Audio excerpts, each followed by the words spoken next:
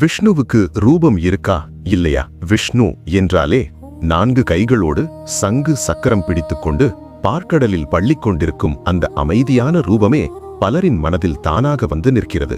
ஆனால் உண்மையில் விஷ்ணுவுக்கு ரூபம் இருக்கிறதா அல்லது அவர் ரூபமற்றவரா? இந்த கேள்வி இன்று நேற்றல்ல, ஆயிரக்கணக்கான ஆண்டுகளாக வேதங்கள், உபனிஷதங்கள், முனிவர்கள், ஞானிகள் ஆழமாக சிந்தித்து வந்த ஒரு பேருண்மை நிறைந்த கேள்வி இது.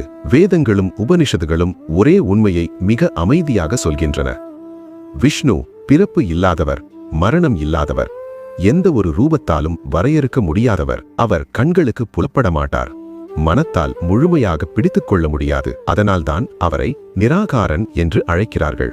அதாவது மூல நிலையில் விஷ்ணுவுக்கு எந்த ரூபமும் இல்லை. அப்படியென்றால் கோவில்களில் நம்மை பார்த்து அமைதியாக நிற்கும் அந்த ரூபங்கள் என்ன? ராமர், கிருஷ்ணர் போன்ற அவதாரங்கள் என்ன? இதற்கான பதில் மிக அழகானது.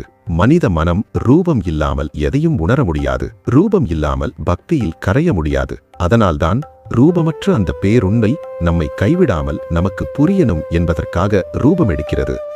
பகவத்கீதையில் கிருஷ்ணர் சொல்கிறார், தர்மம் குறையும் போது, அதர்மம் அதிகரிக்கும் போது நான் என்னை வெளிப்படுத்துகிறேன்.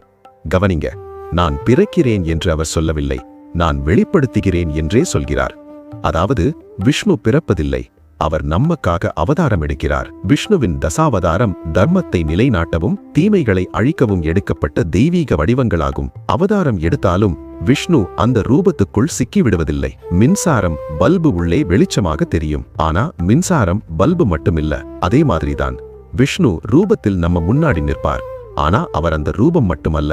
அதனால்தான் மனிதனாகவும் மிருகமாகவும் அரையிரு ரூபமாகவும் அவர் அவதாரம் எடுக்கிறார். நரசிம்ம அவதாரம் இதற்கு சிறந்த உதாரணம். அவர் மனிதனும் இல்லை, மிருகமும் இல்லை. விஷ்ணு எந்த ரூபத்துக்கும் எந்த வரையறைக்கும் கட்டுப்படாதவர் என்பதை நமக்கு உணர்த்துவதற்காக. அப்படியென்றால் விஷ்ணுவுக்கு ரூபம் இருக்கிறதா இல்லையா? பதில் ஒன்றே. தத்துவத்தில் விஷ்ணு ரூபமற்றவர், கருணையில் விஷ்ணு ரூபம் எடுப்பவர். உண்மையில் ரூபத்தை கடந்த ஒரு பேருண்மைதான் மகாவிஷ்ணு.